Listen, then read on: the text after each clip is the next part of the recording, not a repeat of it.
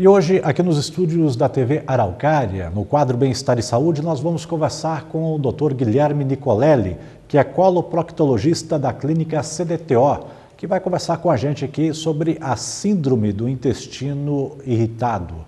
Doutor Guilherme, boa noite. Tudo bem, doutor? Tudo bem, Carlos. Doutor, o que é a síndrome do intestino irritável?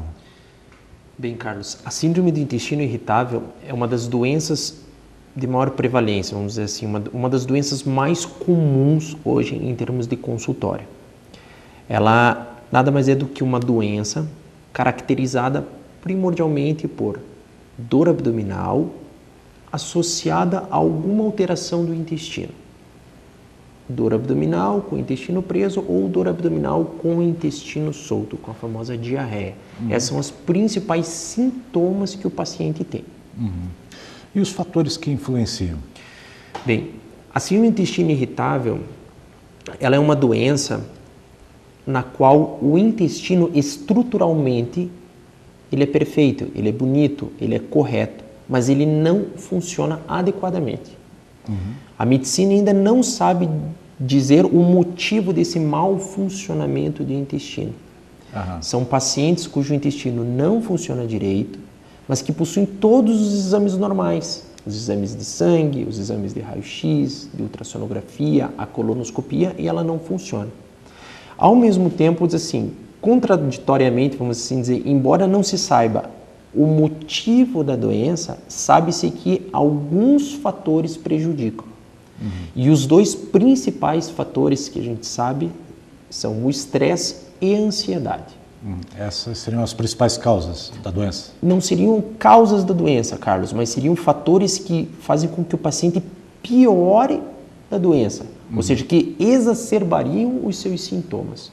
Agora, a causa propriamente dita de por que eu tenho dor, por que eu tenho dor abdominal com estufamento, meu intestino não funciona, ou às vezes ele funciona sob a forma de diarreia, a causa disso ainda é desconhecida. E como que é feito o diagnóstico da doença? A síndrome do intestino irritável, ela é muito comum. E isso é perigoso. O diagnóstico da síndrome do intestino irritável, ele acaba sendo quase um diagnóstico de exclusão. O que é isso? Afastado todas as outras causas, outras doenças conhecidas, chega-se à conclusão, com base nos sintomas e nos exames, que esse paciente é portador da síndrome do intestino irritável. A síndrome do intestino irritável, ela na verdade, em termos médicos, ela está classificada como um distúrbio funcional, ou seja, o intestino é perfeito, mas ele não funciona direito. Ou seja, então ele não é perfeito, estruturalmente ele é perfeito, mas não funciona direito. E é muito comum a associação desse mau funcionamento do intestino com o mau funcionamento de outras partes do corpo. Onde o mais comum assim, são sintomas relacionados ao esôfago, ao estômago, a famosa dispepsia, a má digestão, que a gente já conversou em programas anteriores até. Diagnosticado a síndrome do intestino irritável, o tratamento como que é feito? O tratamento, ele basicamente é assim, o mais importante em termos de tratamento é a conscientização do paciente. O médico explicar o diagnóstico ao qual se chegou, o que é essa doença e tranquilizar o paciente, porque a maior parte dos pacientes hoje chega, como todo mundo, tem pavor do famoso câncer, da neoplasia. Então, o primeiro ponto é, feita o diagnóstico de síndrome do intestino irritável, tranquilizar o paciente, explicar os sintomas para o paciente. Se só isso não for suficiente, aí existe uma gama de medicações.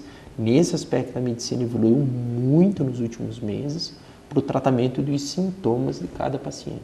É uma doença de difícil diagnóstico, então? A síndrome do intestino irritável, ela requer o empenho por parte tanto do paciente como do médico no que diz respeito à confirmação do diagnóstico, porque não é uma doença que em 30 minutos de consulta médica, uma única consulta, a gente pode taxar o paciente ou confirmar o diagnóstico de síndrome do intestino irritável. O tratamento é difícil, é longo, doutor? Como que é? Isso é variável, assim. Depende de caso para caso? Depende de caso para caso, assim. Muitos pacientes melhoram completamente de sintomas, bem como existem pacientes que precisam tomar suas medicações para o resto da vida. É como, por exemplo, o paciente que é hipertenso, muitos pacientes que têm pressão alta precisam usar um remédio para pressão para o resto da vida. O intestino irritável, em alguns casos, isso é uma realidade, em outros não. Simplesmente com o início do tratamento medicamentoso, com a conscientização do paciente, os sintomas vão desaparecendo ao longo dos meses e o paciente volta a ter um ganho exponencial na qualidade de vida. Quanto antes iniciar o tratamento, melhor. Melhor, principalmente porque o grande perigo é o diagnóstico diferencial. Existem várias outras doenças muito mais sérias, com outras complicações, cujos sintomas são muito parecidos ao do intestino irritável. Então a recomendação é, sempre procure um médico, sempre procure uma orientação especializada, para a partir disso fazer o diagnóstico e começar o quanto antes o tratamento. Ok. Doutor Guilherme, muito obrigado pela participação e a clínica CDTO aqui em Araucária realiza o tratamento também para os pacientes, tá? Com certeza, estamos lá à disposição. Temos Qualquer dúvida, basta nos ligar, nos procurar.